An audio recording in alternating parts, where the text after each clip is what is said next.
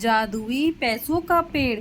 बिलासपुर नाम का एक गांव था। उस गांव में एक औरत और उसके दो बेटे एक बेटी रहते थे। वह जो औरत थी उसने अपने बेटे को शहर पढ़ने के लिए भेजा और वहीं दूसरे बेटे को घर और खेत में लगा दिया, क्योंकि वह उसका सौतेला बेटा था। उसके बाद उसका शहर वाला बेटा पढ़ लिख कर एक बड़ा ऑफिसर बन गया। माँ बहुत खुश हुई। फिर उसने अपने बेटे की शादी कर दी। कुछ दिनों के बाद उसके बेटे की बीवी ने अपनी सास और अपने देवर को बहुत परेशान करना शुरू कर दिया। वो बेचारा खेत से काम करके आता था तो खाना मांगा।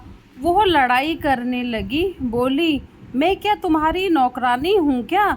ऐसा बोलकर घर से रोज कलेश करती थी। उसको यह बर्ताव को देखकर उसके घर वाले उससे बहुत परेशान हो गए।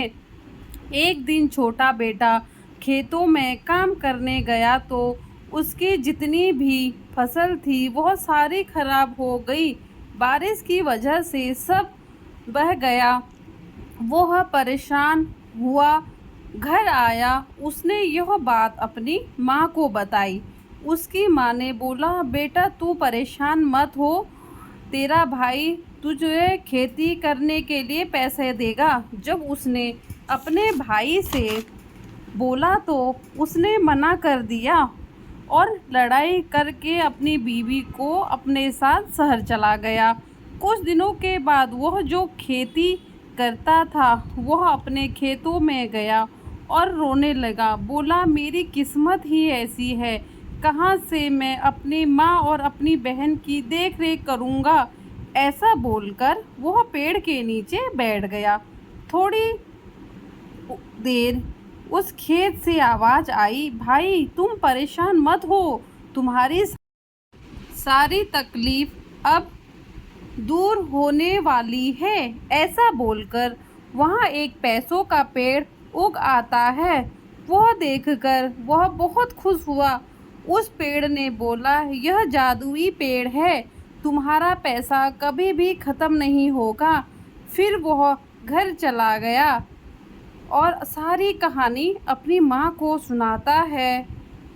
माँ बहुत खुश होती है और अपने बेटे से माफ़ी मांगती है। मैंने तुम्हारे साथ सौतेला बोलकर तुम्हारी ज़िंदगी बर्बाद करी।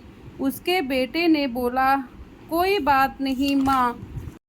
फिर वह अपनी बहन की शादी कर देता है और कुछ दिनों के बाद उसकी भी शादी हो जाती है। वह माँ और बेटे दोनों खुशहाली से अपनी ज़िंदगी बिताने लगे। इसीलिए बोलते हैं, सगे बेटे और सौतेले बेटे में कभी फ़र्क नहीं करना चाहिए। धन्यवाद दोस्तों। अगर आपको मेरी कहानी पसंद आए तो चैनल को लाइक शेयर सब्सक्राइब करें।